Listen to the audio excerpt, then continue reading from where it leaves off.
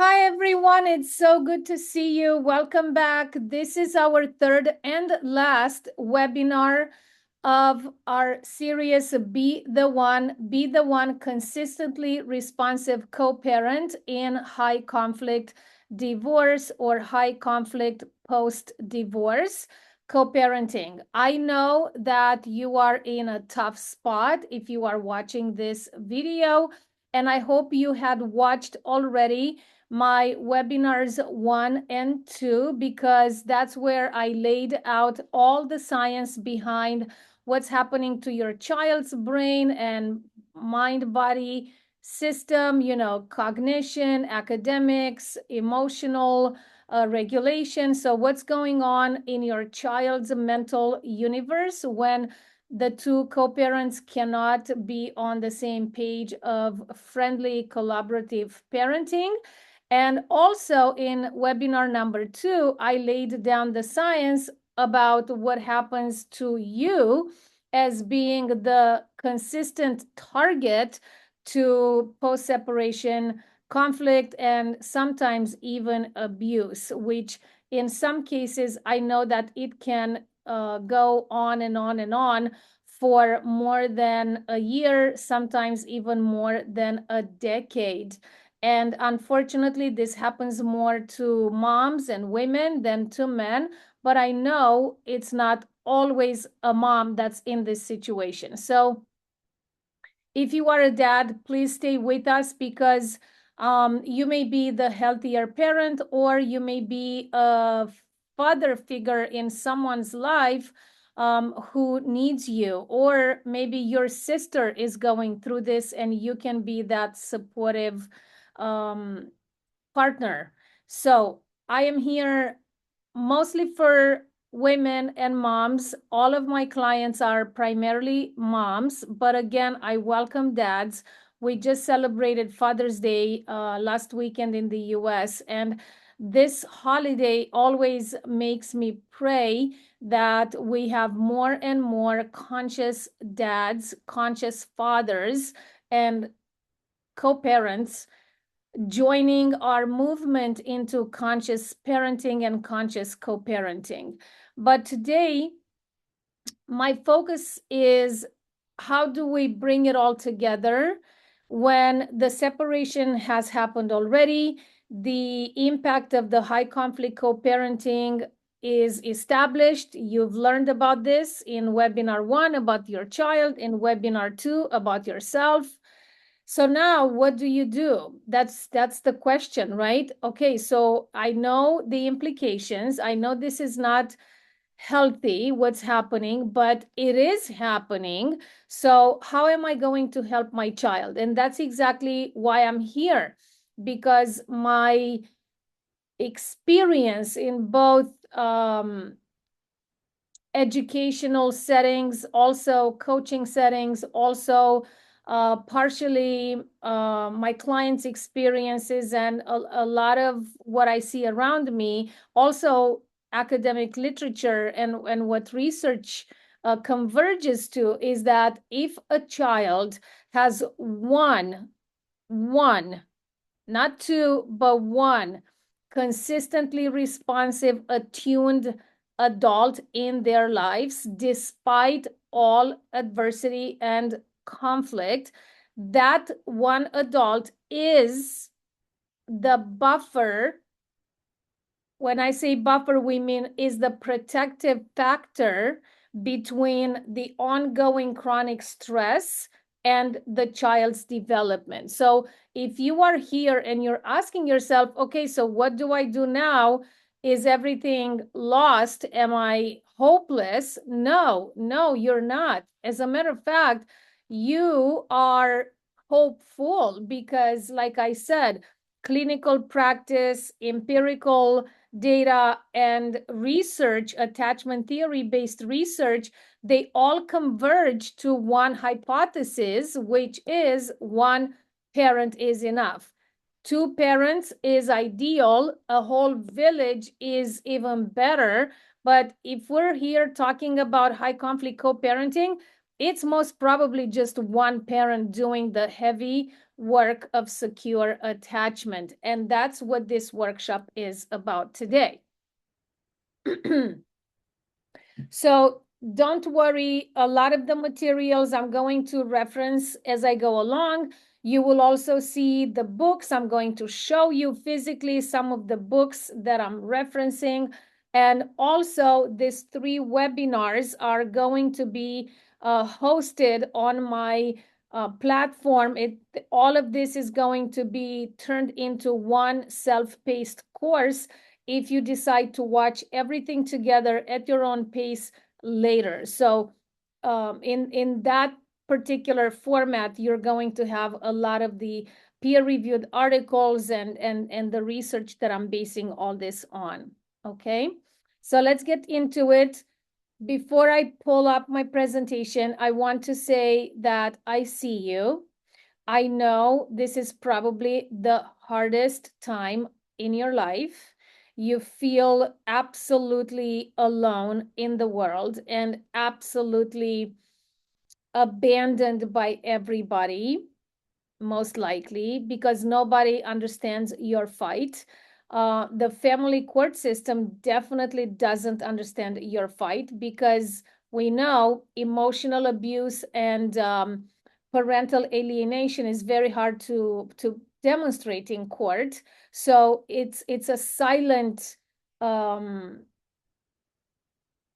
it's a silent abuser, right? This whole high conflict co-parenting, because you're trying, you're accommodating, you are negotiating, you're offering solutions, and it always seems like it comes back to hurt you. So I see you. I know exactly what's going on in the dynamic, but I'm here to tell you, you are definitely not alone. Thousands of women are in your situation right now as we speak. And there are a lot of resources for high conflict co-parenting. I am only one resource, but you may resonate with someone else, with a different teacher or a different author, a different course creator, a different therapist, psychotherapist, co-parenting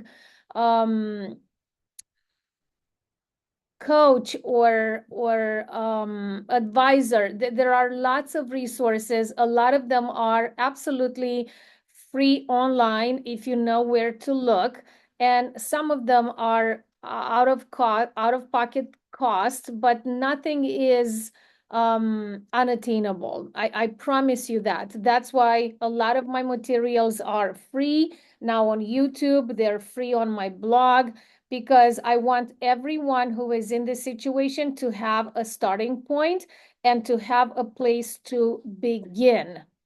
That's the most important thing. We know we can begin somewhere. Okay, so with that, let's get into our conversation today.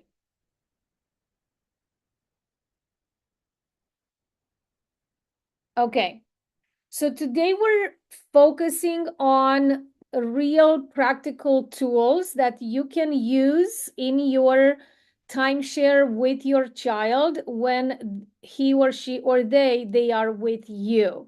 I have a mini course which is free on my platform. If you go on my website, you will see under programs, you click on programs and then it takes you on my platform. And there is a mini course there called 5 Principles for Conscious Co-Parenting, how to Find Your Peace. So it's about an hour. It's at no cost to you. I encourage you to watch it. But the highlight of that video, of that mini course, is that you have no control over the other parent.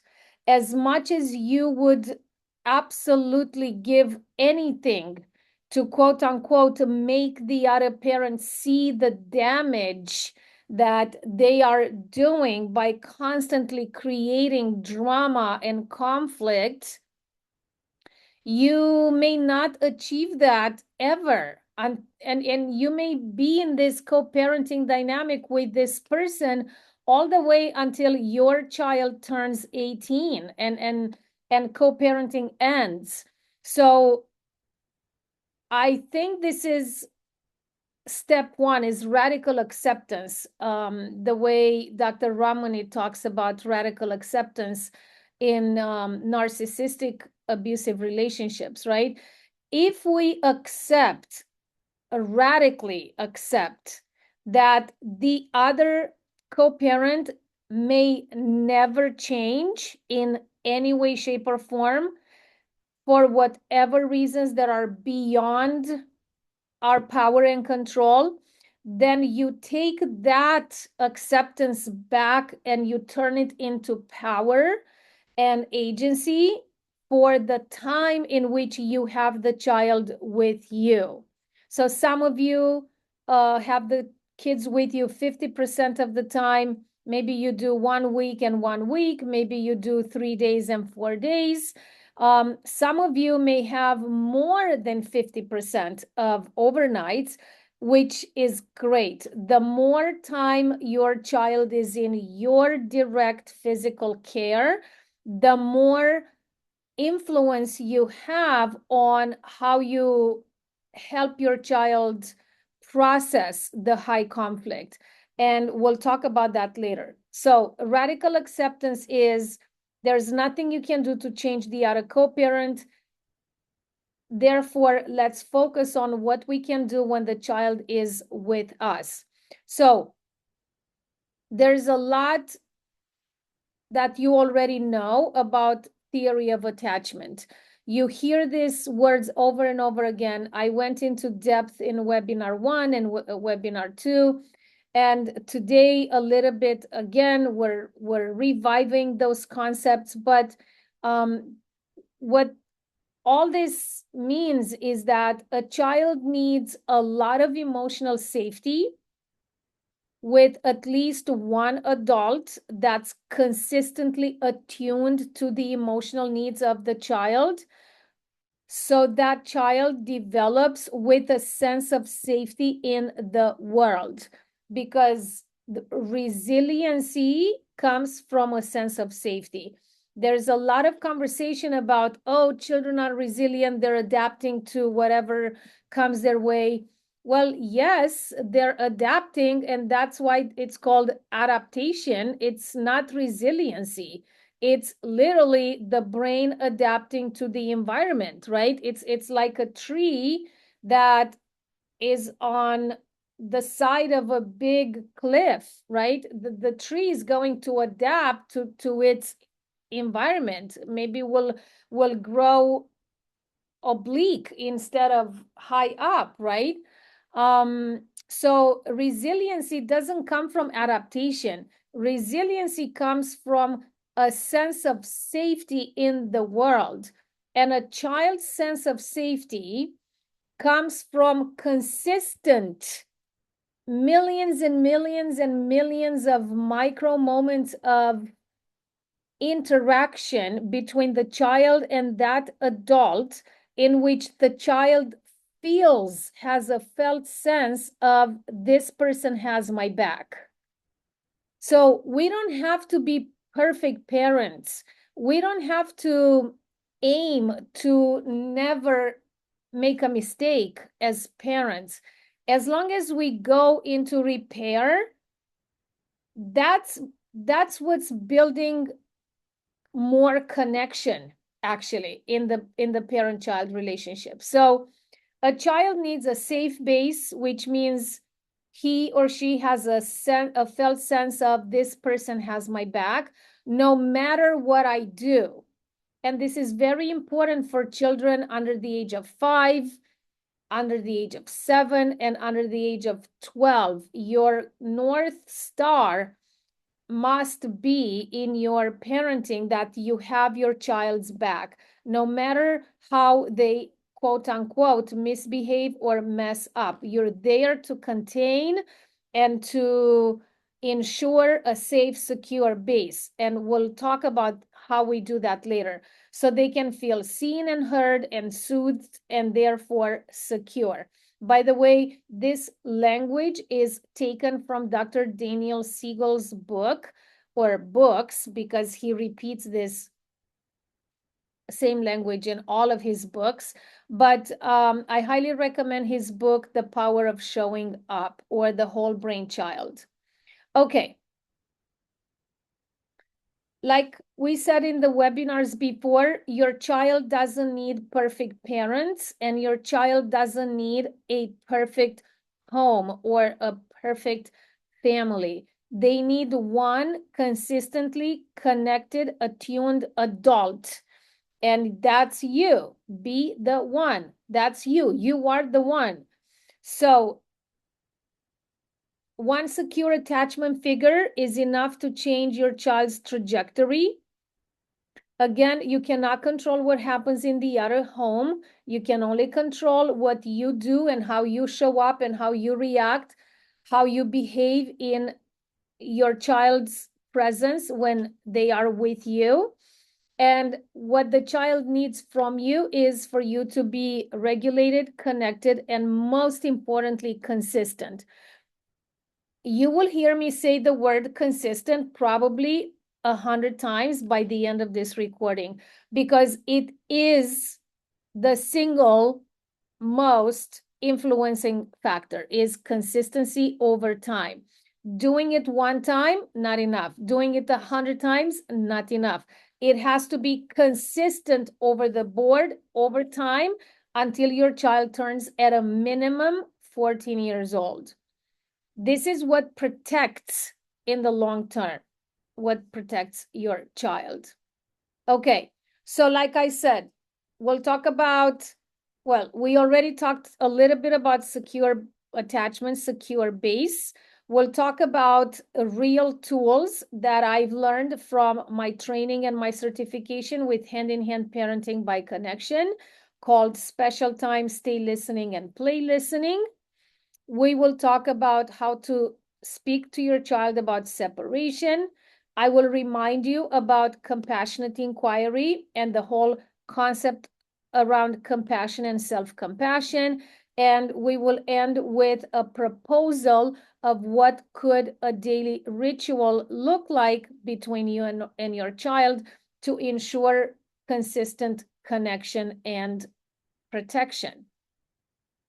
So again, I've mentioned secure attachment.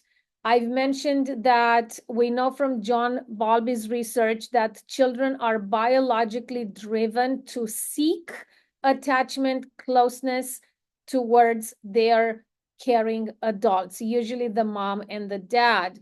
In the first 3 years of life is primarily the mom. Attachment is an evolutionary survival strategy, is biologically wired in your children. Disruption of attachment is a developmental risk. We also know from Mary Ainsworth studies, strange situation studies, and she was the first one who came up with this language around secure attachment and insecure attachment, you know, avoidant and anxious and dysregulated attachment.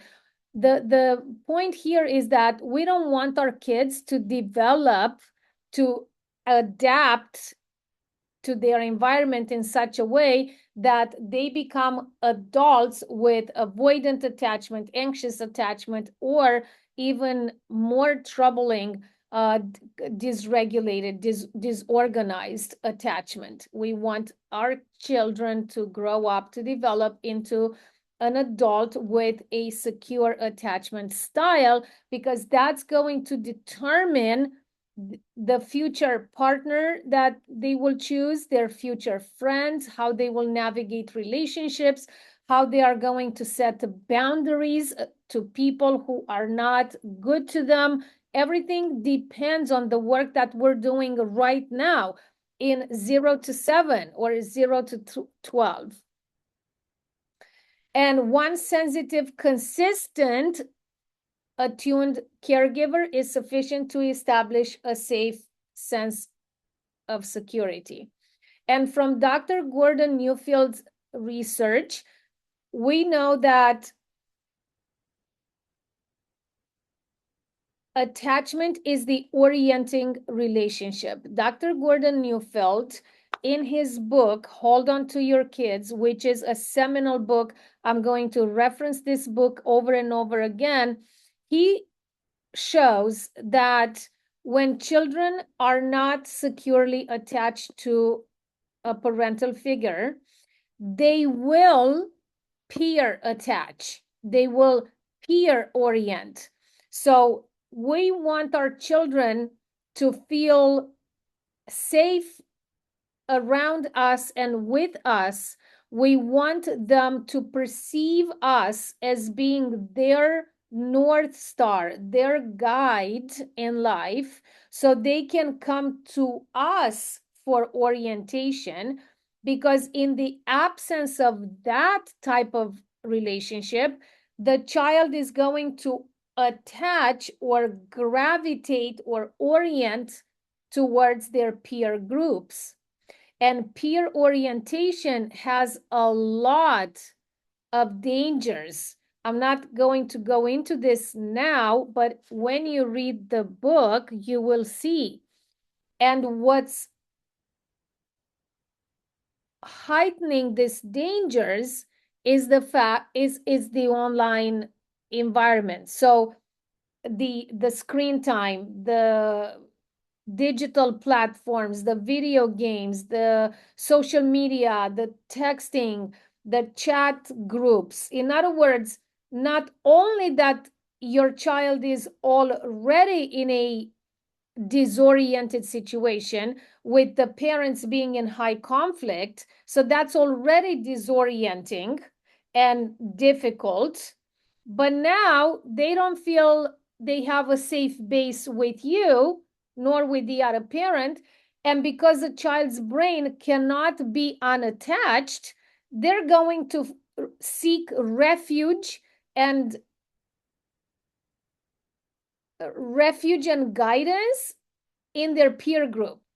And we know that with peer groups, a lot of aggression happens online because peers are as immature as your child is,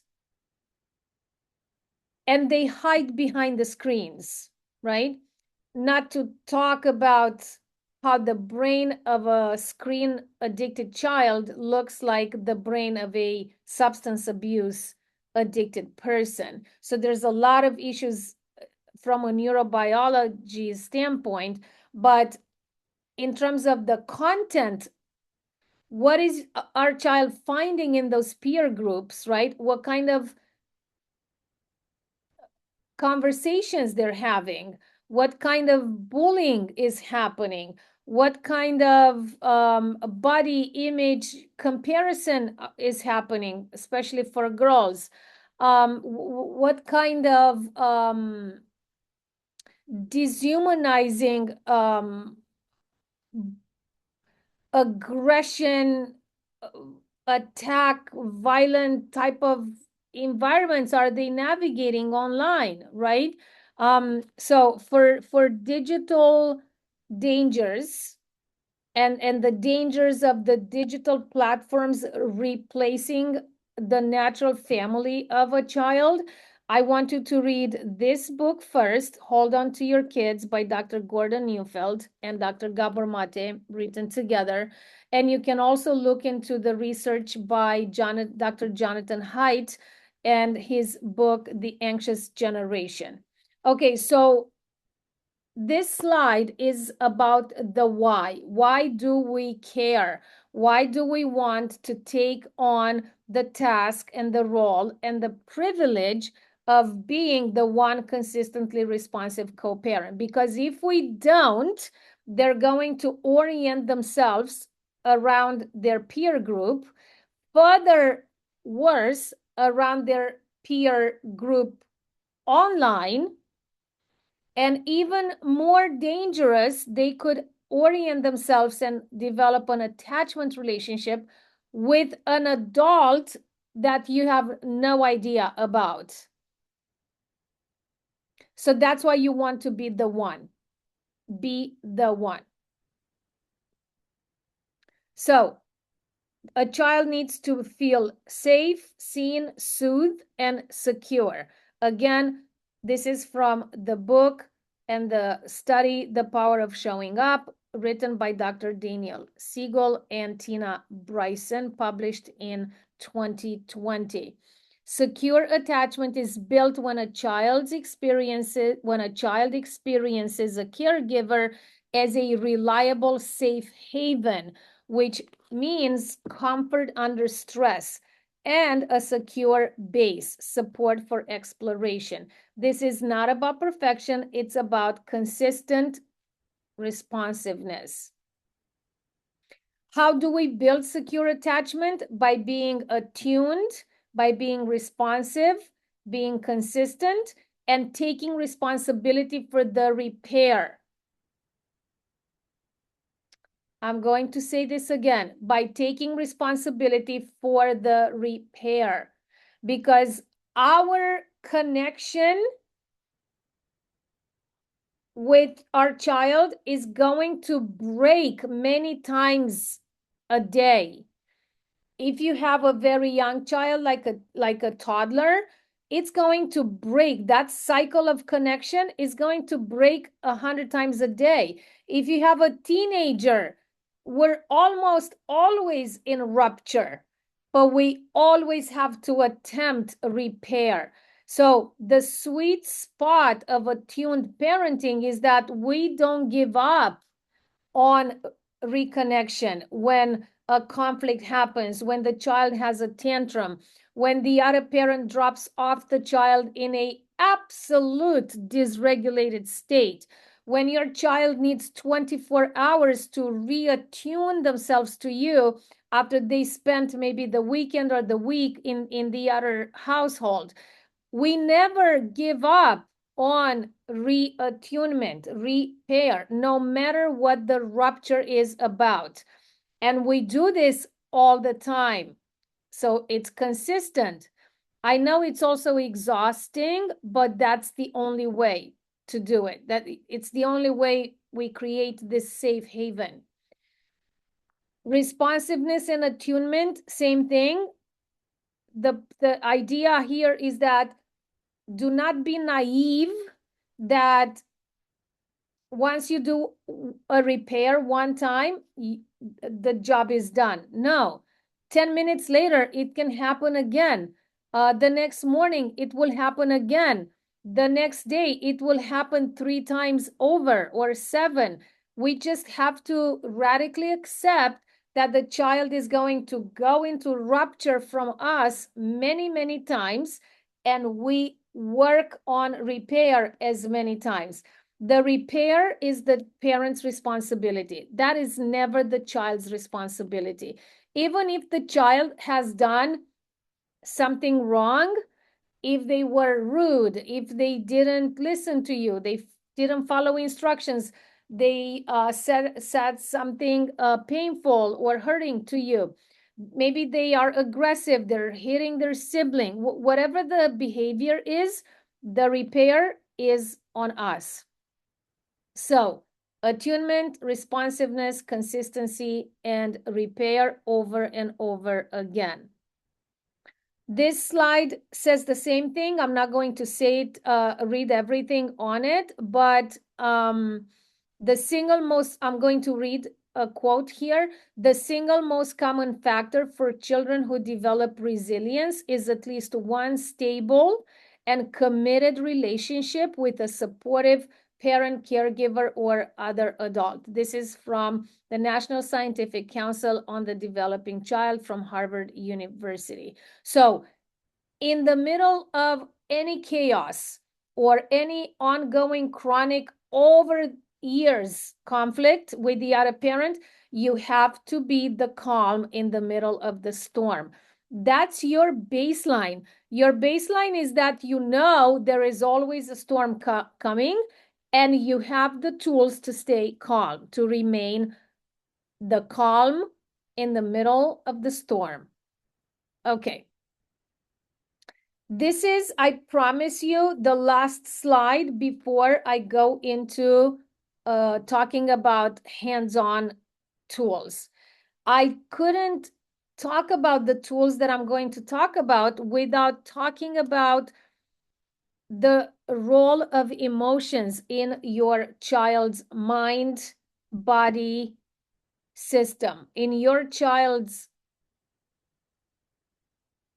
mental universe, and in your child's efforts to self-regulate, which he can't, by the way, he or she, unless you are the calm in the storm, and then they are co-regulating with you. Yes, co-regulation is what we're offering them.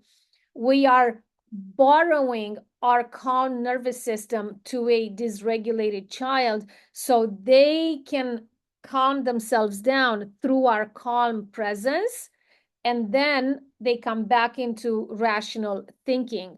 But they can't do it on their own. If you send your child into a corner for a timeout, or you tell them go to your room, come back when you're clear-headed and calm, that only adds to further distancing, disconnection, and then later on, depending on your child's age, disrespect and rejection of us.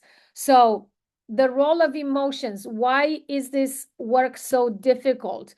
Because emotions run on a spectrum, right? We have joy and gratitude and awe and connectedness and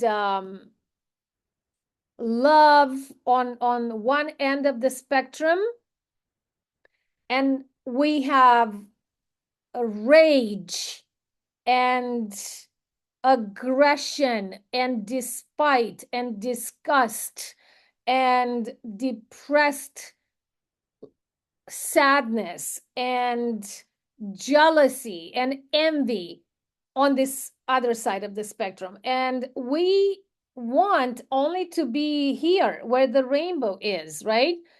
That's what we want for ourselves. That's what we want from our kids, and that's what we're dreaming about.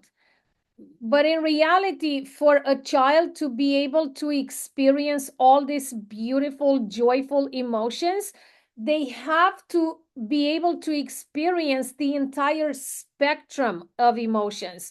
If you are asking your child to only be grateful and happy and giving and loving towards you and their siblings, but they can't express anger, rage, sadness, disgust, jealousy, and envy, you're making an impossible ask, because the human brain is not capable of only experiencing one set of emotions but not the others.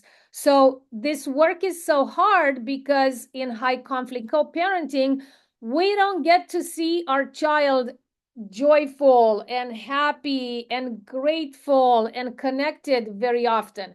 We mostly see our child in this other end of the spectrum, right?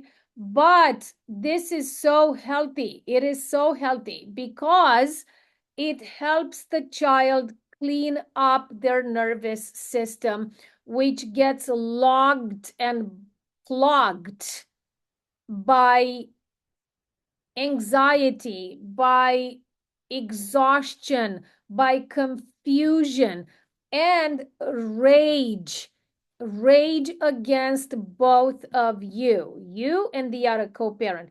You may be the healthier parent. You may be the parent who's doing the heavy lifting, emotional containing work all the time, but your child feels rage towards both of their parents because they simply cannot understand how two grown adults in two grown bodies cannot figure out simple, neutral communication, because your child understood the divorce happened. They are already resolute with the situation. All they want is peace. They are already accepted. They have accepted that they have to go between two homes, even though they don't like it. That they are on a schedule with one parent and then the other parent, even though they don't like it. They already accepted that. You need to help your child work on grieving. There's so much grief hidden beneath aggression and rage in a child whose parents are fighting all the time. So, expressing emotion is the only healing tool that your child has at their disposal. They must be fully felt. That's why when your child goes into a full-blown rage and you don't even recognize that kid, please be steady and stay steady with your containment, because once they're fully felt, once they're doing their ravaging presence in the body and the child was able to express it through his rage, then the system cleans up. It's really like a clogged pipe that has to be cleaned, and they're cleaning this nervous system clogged pipe by pushing everything out. And the thing is, a child can only do this type of cleaning work with the safe parent. If you are the more safe parent, if you are the parent with a more attuned containing presence, then you are their only hope. They will do it with you. And they may hold it in when they are at the other household. And then you have the other parent telling you, oh, there must be something wrong with you because they never do this when they're with me. They think that that's a badge of honor, but it's not. It's the opposite. You get the badge of honor, because if your child is expressing all these big, ravishing emotions with you, that means they feel safe enough to do it. So I want you to feel proud for your secure attachment work that you're building with your child. Each emotion has a purpose. That they're not for nothing, right? Fear, grief, anger, sadness, they all are present because your child feels anxious about the future. They are grieving the loss of the what once upon a time a family and one household. Anger, the anger expresses their limits and limitations, and parents many times violate those limits and limitations that your child has due to age and developmental stages and needs and desires, right? They have to comply with the timeshare schedule, which means if they wanted to do a play date with a neighbor whom they like to play with very much, but it's not the mom's weekend, the dad now comes to pick them up, they have to wait another week to play with that friend. That's called for anger because we're violating their need for play and free time and agency over their life. That's another thing. In timeshare, kids have no agency over their lives anymore, and we're not willing to acknowledge that. So let's acknowledge that, and let's allow our kids to express heavy emotions.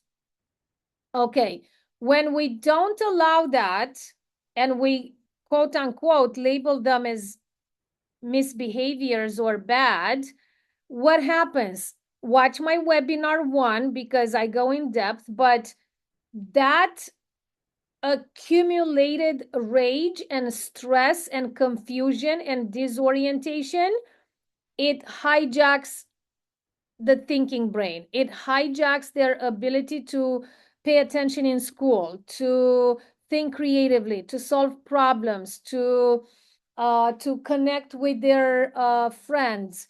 It hijacks the prefrontal cortex. So we have to help the emotional part of the brain to stay clean. Think of a laundry washing machine, right? It has to do a cycle of cleaning.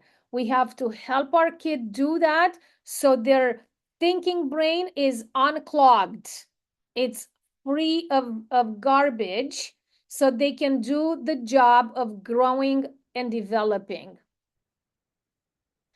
And last but not least, please understand the emotional system takes years to develop. The prefrontal cortex develops well into our mid-20s. The maturation of a child in order for them to emotionally self-regulate takes at a minimum first 14 to 16 years of life. So when I see parents of toddlers, right, or parents of a 7-year-old, 8-year-old, 9-year-old child having this expectation that they are controlled, cool, calm, and collected, it makes me cry of sadness because that child is not capable, that they're not capable.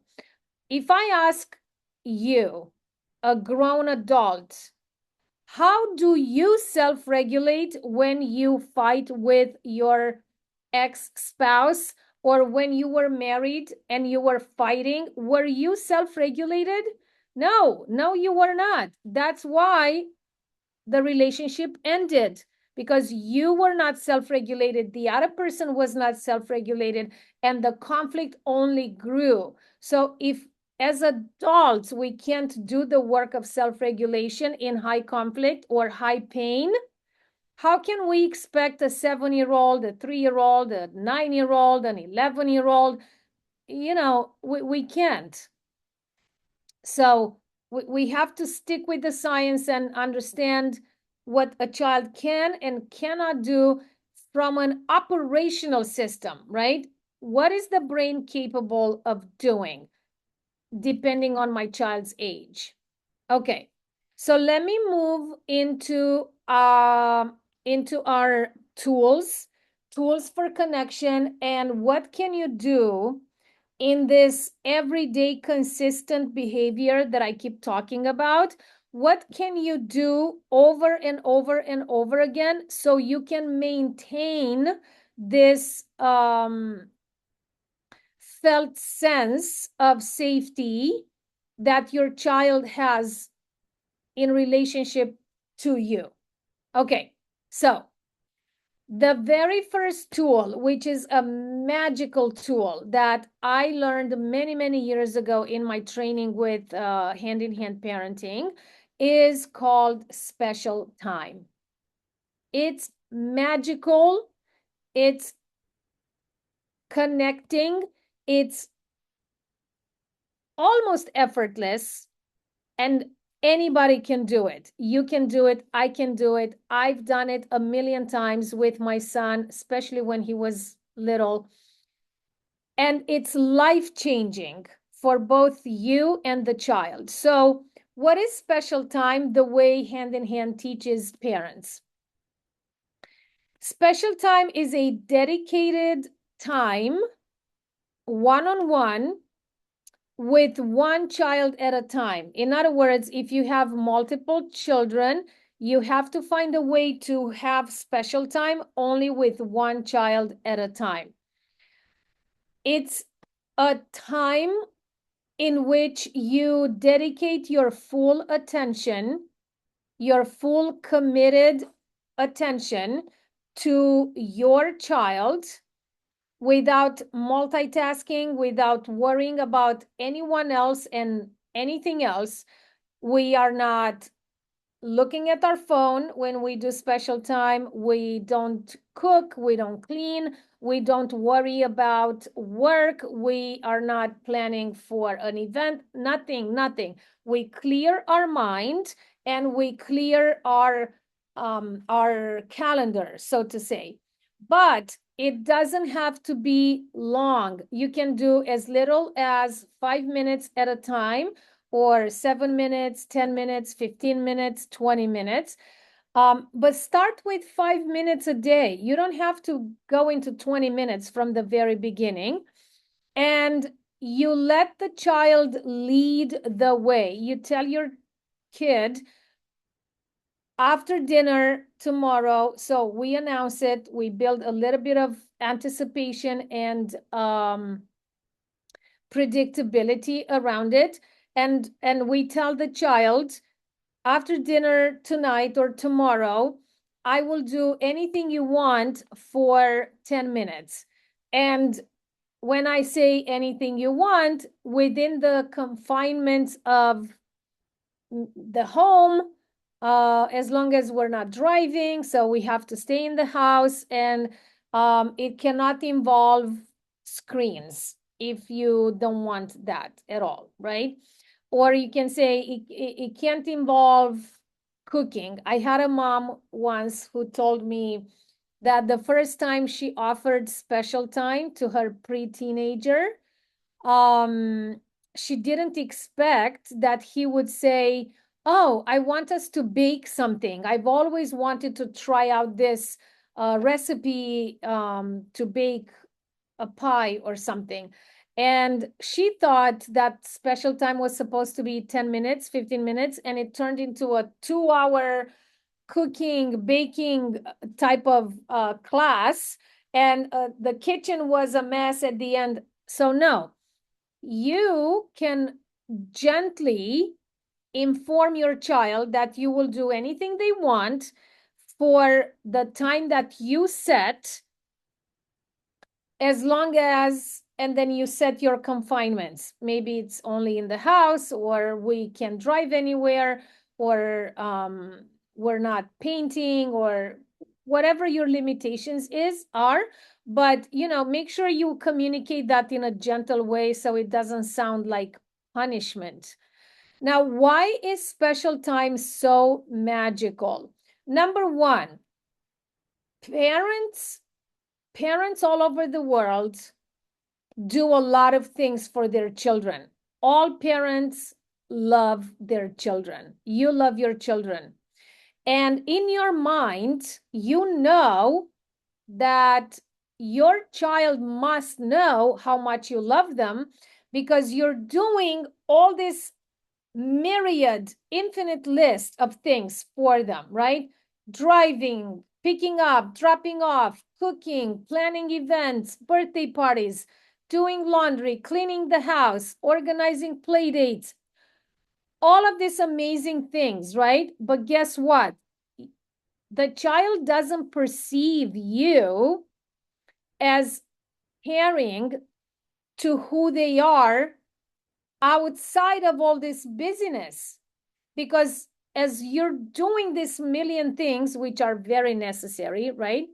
As we're doing this million things, we're never in relax mode around our kids. It's always go, go, go, always multitasking, cooking and texting and talking on the phone. And so the child never has time to actually slow down and perceive that we enjoy being in their presence without any other agenda.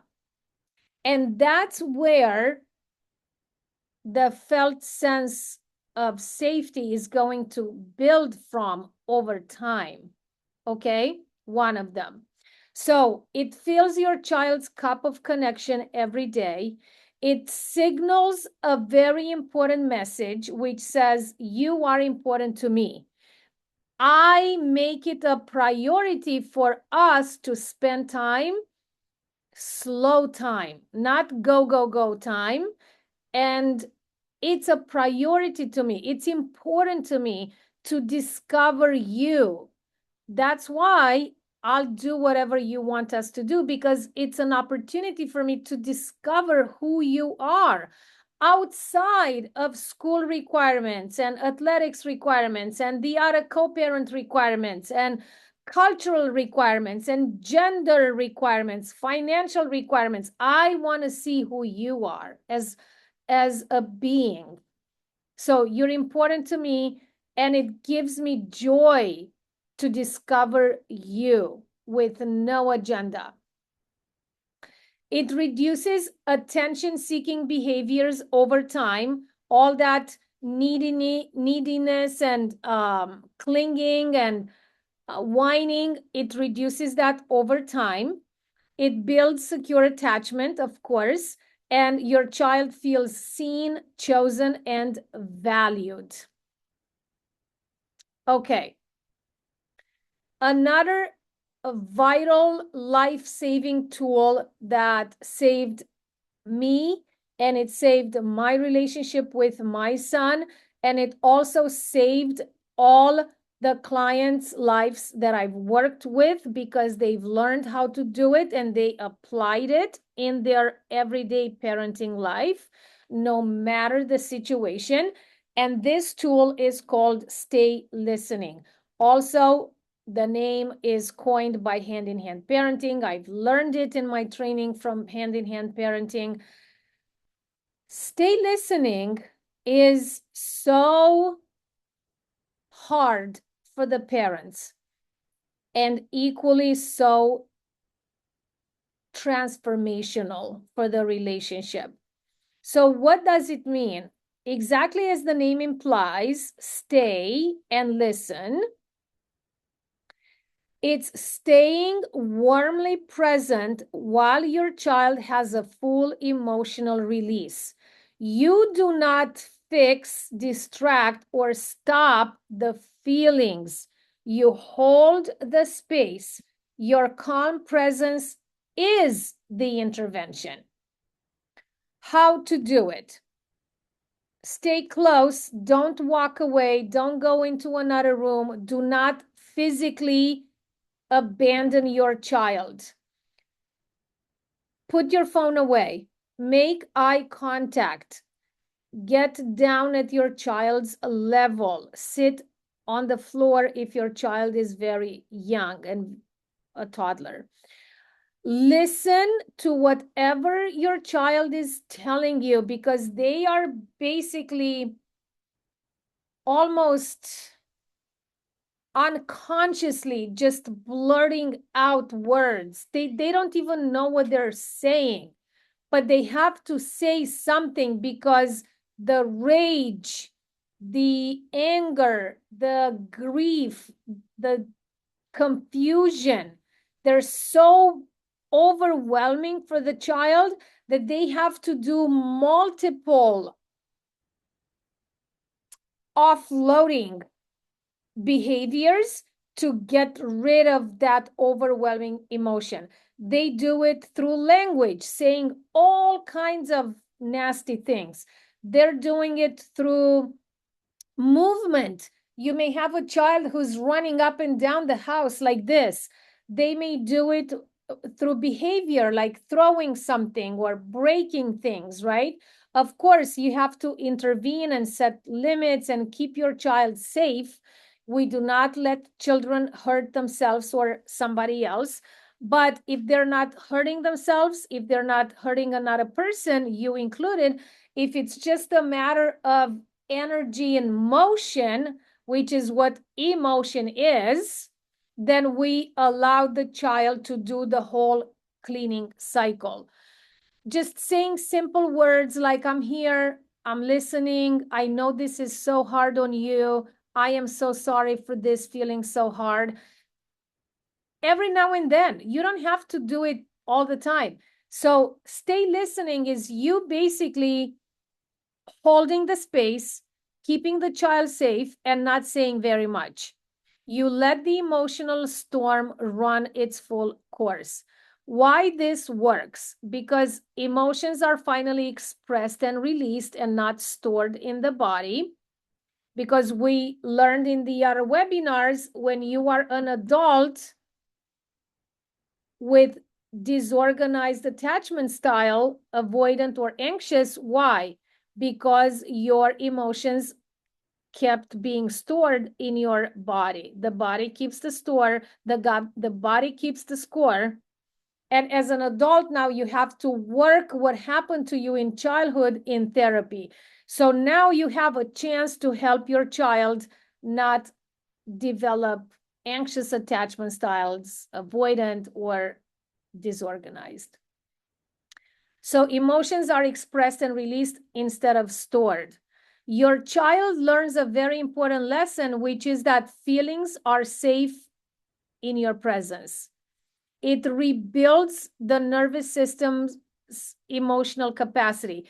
This is where resilience comes from, because when your child sees, feels, and experiences on their own that they are capable of withholding such deep emotions and be okay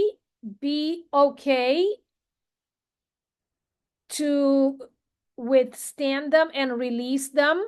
And when they see that, oh, I was okay, I went through that pain and I'm okay, they grow up to be comfortable with feeling, even if it means feeling deep pain.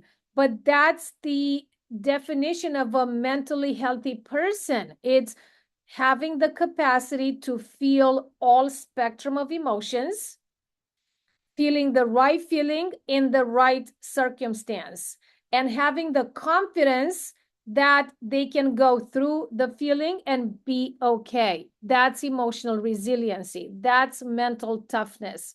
That's a confident adult in the making. And of course, it deepens trust between you and them. The third tool that I'm going to talk about today is what hand-in-hand parenting calls play listening.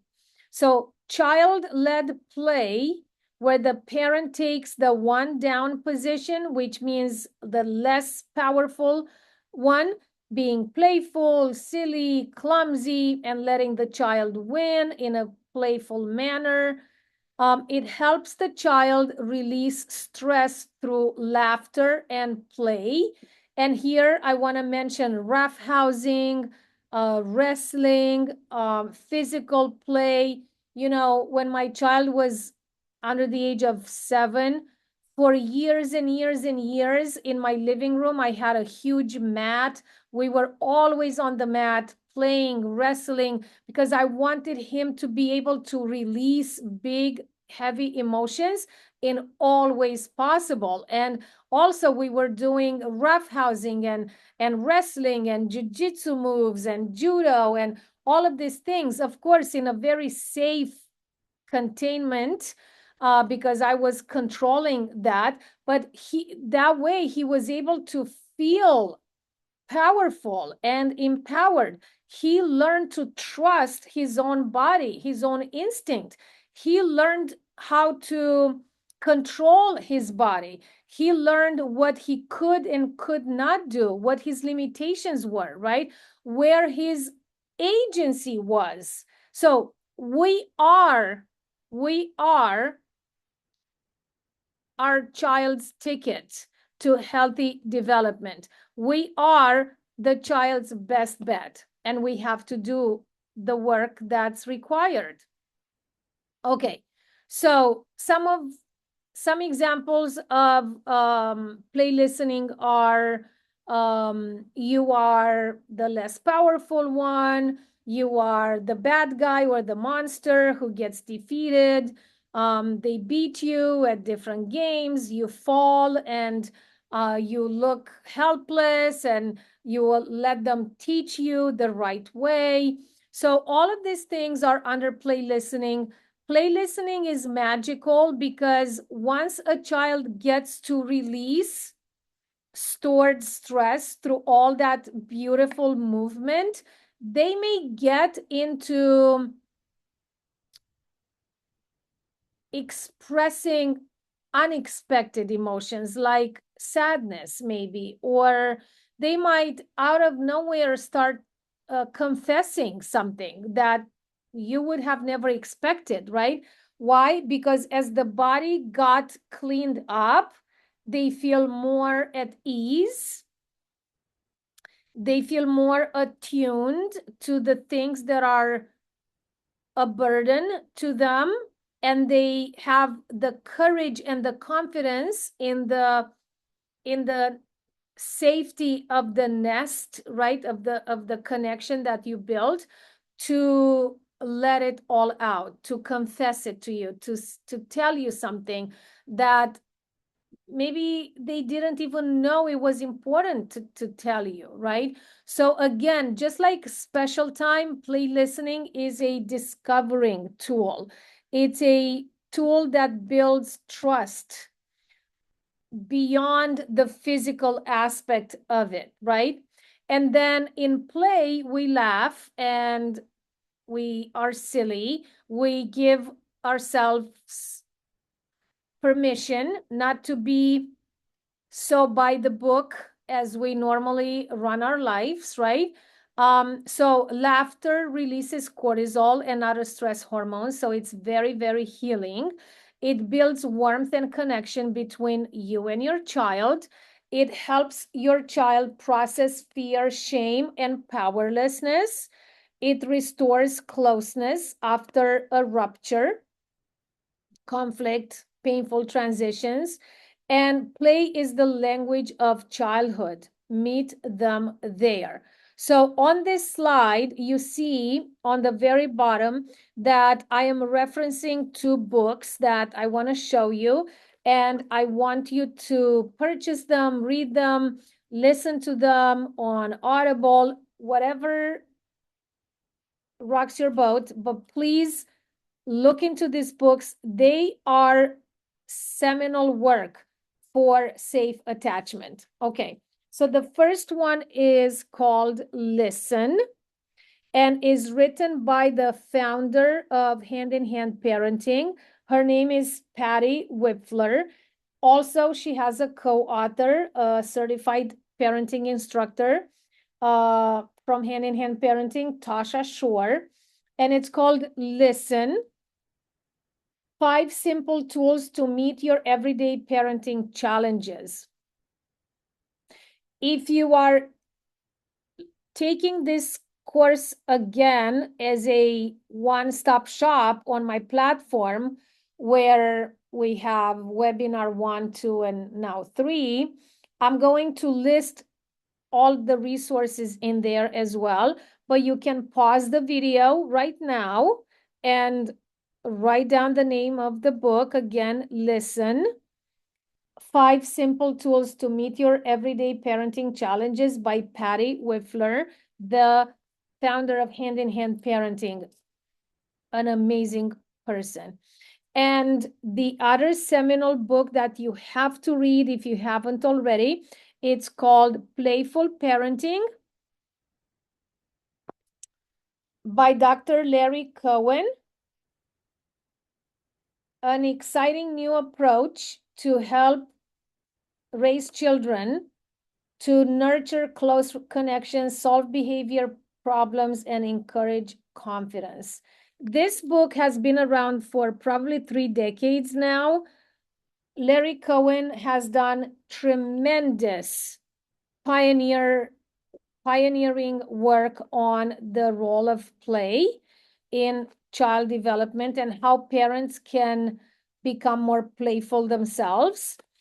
And the same concepts from playful parenting we find in Hold On to Your Kids by Dr. Gordon Neufeld and Dr. Gabor Mate.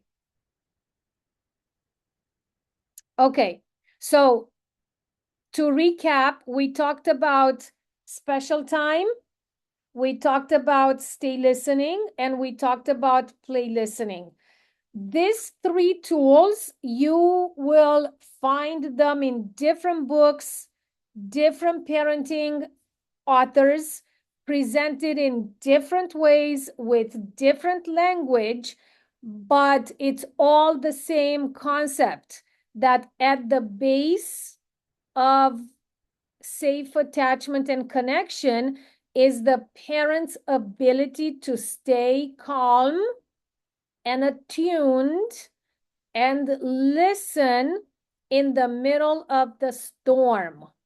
That is the core of attuned parenting, attached parenting, connected parenting, conscious parenting, mindful parenting. That is at the core. And I know that most parents can't do that. I know that because that's the hardest skill that I'm helping parents gain when I work with parents one-on-one.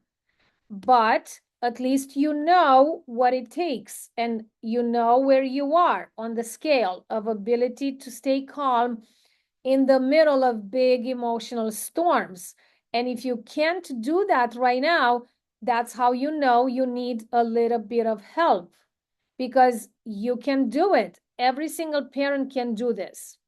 Okay, we're slowly coming towards the end of our lesson. Communication. How do you talk to your child about separation, divorce, having to be between two households, things like that?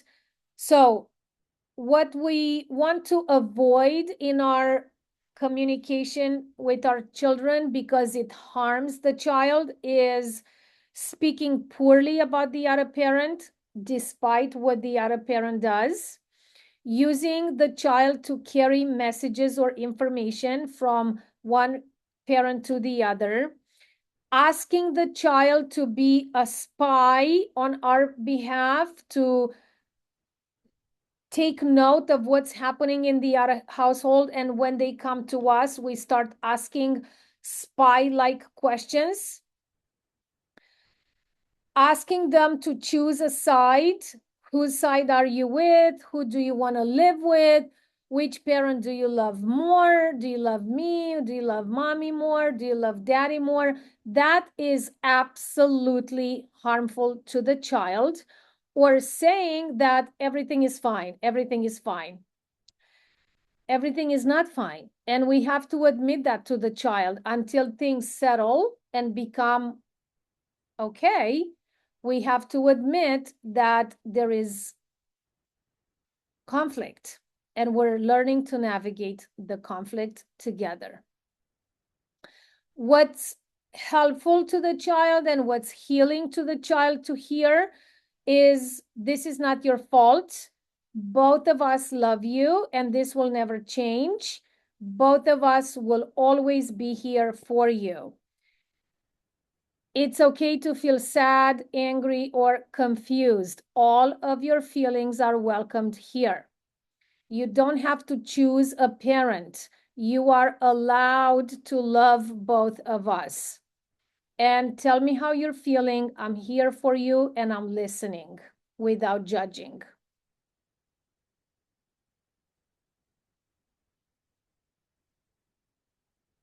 Remember in the beginning, I spoke about compassion and self-compassion.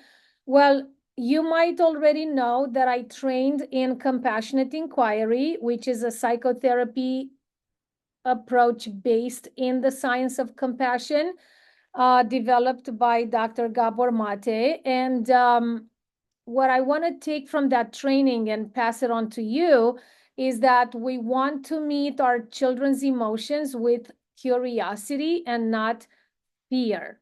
So compassionate inquiry invites us to meet emotions, our own and our children's, with openness and curiosity rather than avoidance, judgment, or control. So get curious, not furious, right? When your child is throwing a tantrum, when they are raging, and apparently they're raging against you, I want you to get curious and not furious with your child, because if that's the way they can show how overwhelmed they are, it's the right way for them. You want your child to show you, to act it out, that they are in a state of absolute overwhelmed and confusion and dysregulation and rage and anger, than for a child to suppress all that, to be quiet and submissive, and for you to think that everything is okay, and then to have a big surprise when they turn 12, 13, 14, or 15 years old. So get curious, not furious. turn toward it, not away from it. So difficult emotions are invitations for the child to connect with us. They're not threats. They are not threatening us. They're not rejecting us. It may look like they are doing that, but they are inviting. They are so depleted of safety and connection. That's what they're seeking. And you can restore that every time, over and over again, through stay listening, play listening, and special time. Meet the emotion before the behavior. This is another way of saying connection before correction. Be curious about what's going on underneath. Do not worry about correcting behavior in the heat of the moment. Not only that you will not be successful in that, but it's even more disconnecting. So, connection before correction, and all of these principles, apply them all to yourself. In other words, when you are triggered, when you are out of control yourself, when you are losing it, all of this applies to you. You are human. You have limitations. If you are in ongoing high conflict co-parenting, you are always exhausted. I know that. You are in threat mode. You are hyper vigilant. I know you have very few internal resources left for this type of containing that it requires. I know that. So you are going to lose your temper a million times. That's okay. I want you to meet yourself with the same compassion that you are meeting your child every time. The way you are working on repairing with your child when rupture happens, I want you to work on repairing when rupture happens within yourself. We apply the same principles to us as we are applying to our kids. So to conclude, your child doesn't need two perfect co-parents. Your child needs a regulated, connected, consistent parent. We also call that a healthy parent, a responsive parent, and that parent is you. You are enough for your child. You are the safe base, and you are the bond that protects the child's development. You are the protective factor. You are the buffer. So be the one. You are the one. I already know you are the one. You just probably need more tools. That's all. And this is a sample of what your connection plan can look like, or a connection ritual could look like on a daily basis or a few times a week. It could look something like a 3 to 5 minute morning ritual before you go into making breakfast and coffee and running and leaving the house and school and work. You can give yourself and your child extra 5 minutes of staying in bed or being on the floor, holding, hugging, making eye contact, right? The 2-second hug.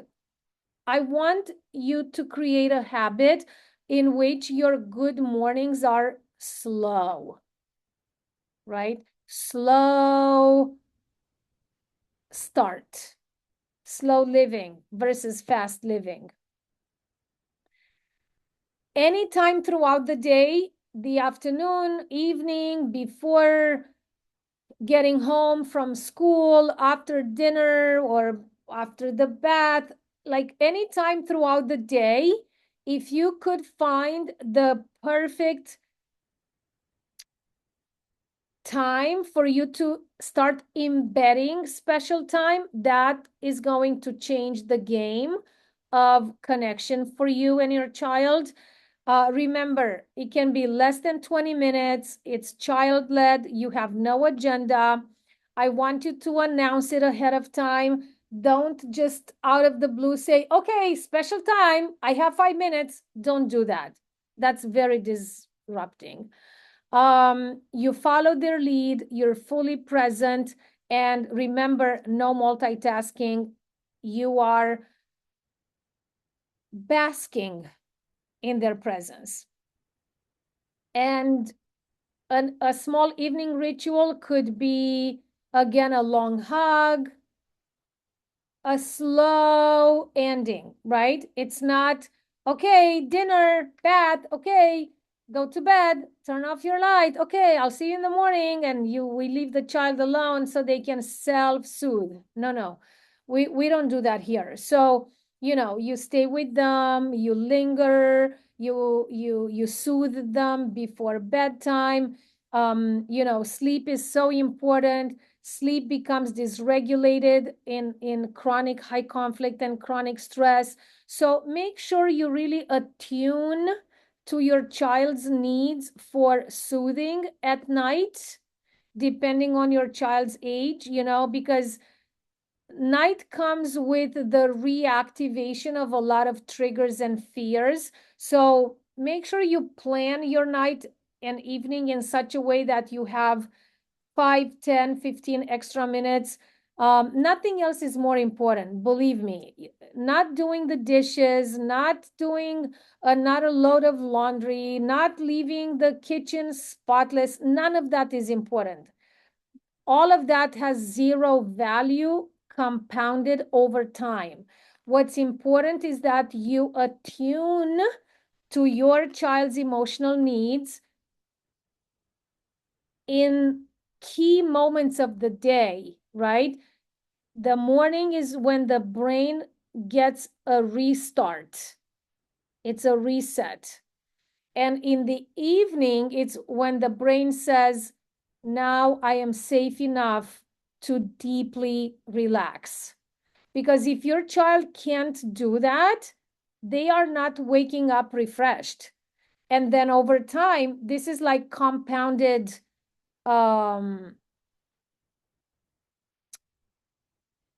dysregulation and disconnection. So that's why mornings, evenings, they're so important. It's worth it, the extra effort of attunement. And then if we could build in special time, anytime throughout, in between morning and evening, and it doesn't have to be every day. Please, if you feel overwhelmed right now, it doesn't have to be every day. Special time, you can do it 2, 3 times a week. It's going to be fine. So what are the takeaways from today? And this is the end of our presentation. Connection is not a luxury. Connection is your child's most essential developmental need. Number 2, secure attachment is built through attunement, responsiveness, consistency, and repair. Number 3, special time, stay listening, and play listening are your go-to tools. Use at least one on a daily basis. 4, one regulated present parent is enough to change the trajectory of your child's life. And 5, compassion for both your child and yourself is the foundation of this work. So connection is key. Secure attachment is built over time. Use the tools that I mentioned today. Start with special time today, for example. Be the one parent. It will change your child's life, and have compassion for both you and your child. Where to find me? Well, I'm very easy to find. Please visit my website, which is mihaelaplugărashu.com or parentingmadeconscious.com. Here you will see a tab. It will say programs. If you click on programs, you will find a link to my platform where the free courses that I mentioned are housed. And then there are some paid courses as well, including this one with all resources in one place. You can find me, of course, on my blog. You can sign up for my weekly newsletter. Please do that. It's free. It comes into your inbox every single weekend. Also on my website, go under the tab articles. That's where my weekly blogs are posted. And please sign up for my newsletter. Also, please subscribe to my YouTube channel, give it a like and share these videos. I am also on YouTube and Instagram. And of course, my work with parents is in individual sessions, family sessions. Maybe you and your co-parent are both looking to get better. So I can help both of you. And also part of my work, you benefit from group coaching sessions as well, which are happening every single week at no extra cost to you. And with that, I want to say thank you for being with me for all this time. I am so grateful that you took the time to educate yourself a little better. And I am so grateful for your interest in connected, attuned, more responsive co-parenting. I am so happy that you are hopeful about your parenting, that you believe in your capacity to be the change that the child needs to have in their corner. I want you to know that you are your child's ticket to health and well-being and academic success and living a happy life as an adult. I know these years are very, very hard, but if you do this work when your child is young, if you have this chance, the work gets easier over time. I promise you that. I promise you that. I know from my experience and my clients' experience. Okay, I also want to show you my book. If you have a very young child under the age of 10, 12, this book is very helpful.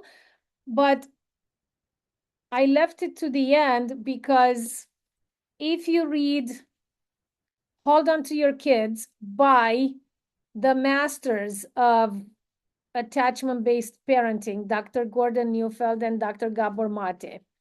If you read Listen by the absolute fabulous mind, founder of Hand in Hand Parenting, Patty Whiffler, if you read her book, if you read Playful Parenting by Dr. Larry Cohen, if you watch these videos, then my book is going to be such an easy read because my book is really an introductory to all these tools and all this science. It's an easy read for parents with very young children who maybe are at the beginning of their parenting journey. So I left my book to the end because I really, really wanted to read the masters, okay? Okay. Thank you so much for being here. I see you. I know this is hard work, but I know this is so worth it. You will get on the other side of difficult co-parenting. Your child is going to grow older, more independent, with a strong sense of self, thanks to your work. And they will be able to advocate for themselves with the other parent and everyone around them. And you are going to change the world by doing this work now for your child, because it's one child at a time, one relationship at the time.